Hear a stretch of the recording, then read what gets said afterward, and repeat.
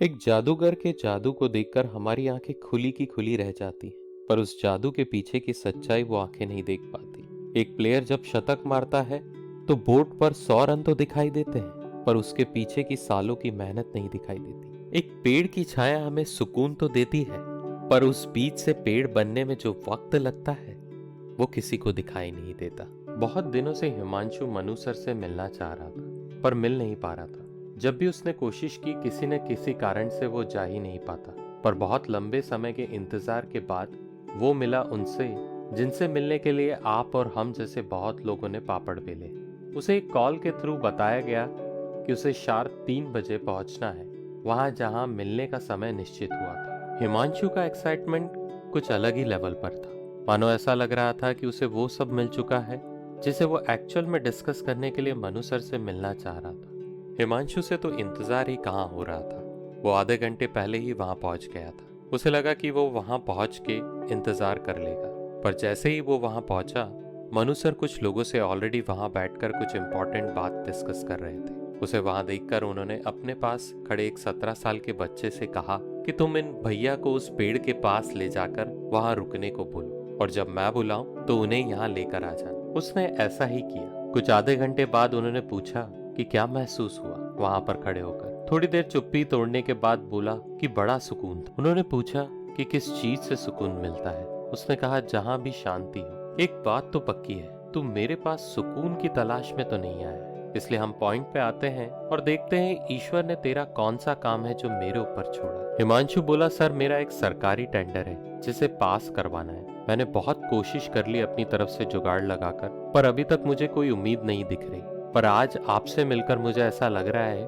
कि मेरा काम जरूर हो जाएगा। बहुत देर बात करने के बाद हिमांशु वहां से चला जाता है। उस दिन वो अपने अंदर एक आत्मविश्वास का अनुभव कर रहा था। उसे पूरी रात नींद नहीं आई। वो बस यही सोचता रहा कि कब मेरा ये काम मनु सर करवा देंगे। उसके इस बर्ताव से कहीं ना कहीं ये तो समझ में आ रहा था कि उसके अंदर धैर्य की कमी। वो हर 2 दिन में उनसे मिलने चला जाता था। कुछ दिन महीने निकलते गए और थोड़े दिनों में कुछ खबरें ऐसी मिलती रही जिससे हिमांशु को लगने लगा कि वो दिन दूर नहीं जब उसको वो टेंडर मिल जाए। देखते देखते साल गुजर गए। हिमांशु अब धीरज खो चुका था। वो बस यही कहता था कि ईश्वर और कितना पेशेंस चेक करे। सर उसके जवाब में कहते हैं कि हर चीज का समय आता है, तेरा भी आएगा, पर विश्वास पूरा होना चाहिए। पर कहीं ना कहीं हिमांशु के बस में नहीं था अब और इंतजार करना। और एक दिन वो टेंडर किसी और को मिलने की न्यूज आती। होना क्या था, समय के साथ साथ उसने सर से मिलना बंद कर दिया और कुछ लोगों के थ्रू पता चला कि वो किसी बाबा के चक्कर में पड़ चुका था। देयर इज वन सेइंग, जब मन्नतें पूरी नहीं होती तो लोग मज़ारे बदल लेते हैं, और ये पूरी तरीके से हिमांशु पर सूट हो रही थी। देखते ही देखते एक दिन एक न्यूज मिली कि उसका टेंडर पास हो गया। अब वापस से वो उस शहर में सेट हो गया था जहां से वो आया था। उसका ना ही कोई कॉल आया और ना ही कोई मैसेज। और कुछ दिनों बाद ये भी मालूम पड़ा कि लास्ट ईयर टेंडर जिसे मिला था उसको घोटाले के केस में जेल हो गई थी। कभी ये सवाल अपने आप से भी पूछना कि क्यों नहीं कर पाते हम कभी किसी पर पूर्ण रूप से विश्वास। क्यों दिखाना होता है कोई ना कोई चमत्कार।